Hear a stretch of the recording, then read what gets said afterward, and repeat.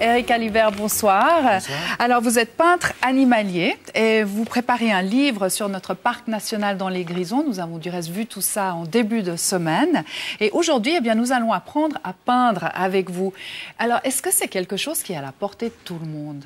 Oui, je crois que tout le monde peut aller dans la nature, se confronter avec la beauté des choses et prendre le temps de mieux voir. Je crois que la peinture, c'est d'abord observer et franchir ce premier cap avec un petit peu de grammaire et de pratique. On peut évidemment, tout à chacun peut progresser et produire de très belles images. Alors, pour mieux comprendre tout ça, je vous propose de retrouver Jacques Zanetta et vous-même dans le parc national pour suivre justement une leçon d'aquarelle.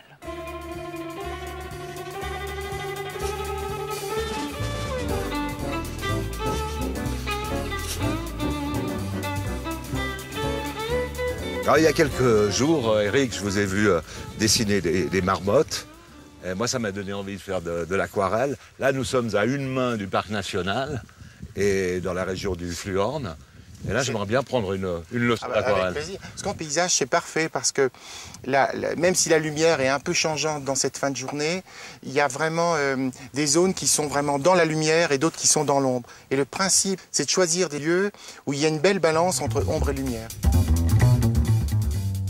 On va fabriquer, ou alors si on a déjà un petit peu d'expérience, on va fabriquer une fenêtre pour sélectionner en gros où est-ce que je m'arrête, où est-ce que je commence, où est-ce que je finis. Alors pourquoi? Parce qu'on va regarder le panorama, plus je tends mon bras, plus j'ai un plan serré, plus je le rapproche de mon œil droit, et plus là j'ai un espace ouvert. Peindre, c'est d'abord dessiner, et dessiner, c'est comprendre quelles sont les grandes lignes qui sous-tendent non seulement un paysage, mais aussi un visage, une fleur. La deuxième étape, c'est après avoir cadré notre image, on va reproduire le cadre. Et puis on va installer gentiment nos principales. On a vu que notre limite, c'était le petit arbre. Il y a ce lit de rivière.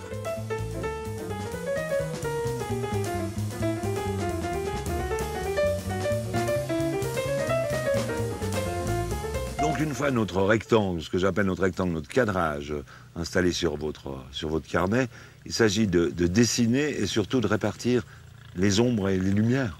L'idée, c'est de reproduire avec le maximum de fidélité la hiérarchie des valeurs. Qu'est-ce qui est vraiment noir, qu'est-ce qui est plutôt gris clair et qu'est-ce qui est plutôt gris foncé. Ce qu'il faut après, c'est entrer de plus en plus finement dans la compréhension de ces paysages. Éric, on passe au monochrome, c'est-à-dire une seule couleur. Voilà. Alors ici, par exemple, sur la palette, je vais utiliser par exemple un terre de sienne brûlé, qui est une sorte de rouge brique, ou bien on peut utiliser aussi un terre ombre brûlé.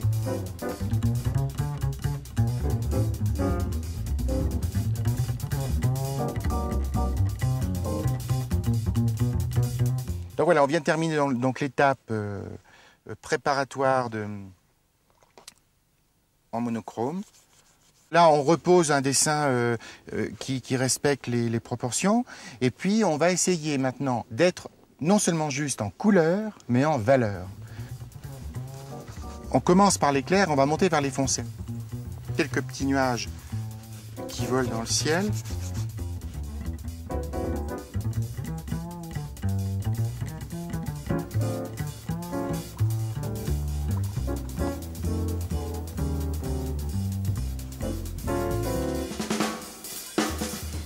Voilà. Alors maintenant, on va installer nos premiers plans. Quand l'aquarelle est peinte de façon trop appliquée, la magie s'en va. Où c'est gagné en aquarelle, c'est que quand on ose la couleur dans le respect de la lumière.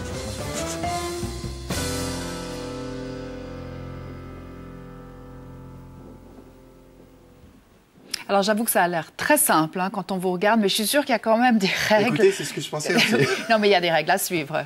Voilà. Non, mais comme je le disais à l'instant, je crois que l'important, c'est d'être assez strict dans ce respect des proportions et puis ensuite construire pas à pas l'aquarelle. L'avantage de l'aquarelle, c'est qu'on garde quand même un contrôle puisqu'on part des clairs vers les foncés.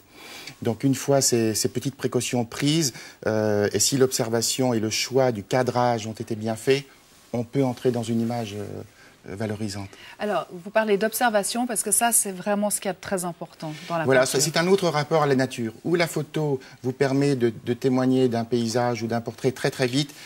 Quand on peint, on a un rapport au temps et à l'environnement qui est très très différent. Il faut prendre le temps de voir les nuances de vert, prendre le temps de voir, voici je vois qu'il y a 2 sortes de roses dans vos vêtements. Donc toutes ces nuances-là sont très très importantes parce qu'elles vont amener beaucoup plus de finesse et de sensualité, de sensibilité dans vos images. Mais c'est quelque chose qu'on peut apprendre comme ça tout seul, simplement en se baladant, ou est-ce que c'est bien de prendre quand même des leçons avant? Peut-être qu'on peut être aidé par un professeur, en tout cas quelqu'un dont c'est le métier, quand on se sent bloqué. Parce qu'il y a comme des paliers, je pense. C'est-à-dire qu'il ne faut pas être démagogue, il ne faut pas dire aux gens que peindre c'est facile et que tout le monde peut devenir Michel-Ange ou Léonard. Ça, c'est strictement impossible. Par contre, tout le monde, et ça, il y a un exemple qui est très simple, vous mettez un modèle avec 10 personnes qui le dessinent. Vous aurez 10 dessins différents. La chance du dessin, c'est qu'elle vous propose toujours une aventure individuelle. Chaque graphisme est unique. C'est pour ça que peindre, finalement, c'est se peindre tout en témoignant de son environnement. Donc c'est une aventure humaine formidable. Et on y trouve du plaisir.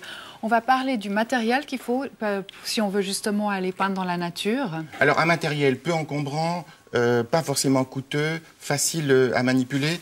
Quand on est en montagne, l'idéal, c'est de travailler avec des carnets de croquis qui sont de petites dimensions, comme ceux-là. En ce qui concerne la boîte d'aquarelle, moi je dirais qu'il faut au moins une douzaine ou une quinzaine de couleurs, sachant que si vous partez à Bali, vous allez avoir beaucoup plus de vert, et si vous êtes en Syrie, ben, vous aurez plus d'ocre. Oui. On voit que les aquarelles sont conditionnées aussi bien en petits cubes qu'en grands cubes. En cela, on peut dire que l'aquarelle, comme les impressionnistes à l'époque, étaient sortis de leur atelier grâce à cette invention du tube. C'est-à-dire quand on a mis la peinture en tube, l'impressionnisme a explosé.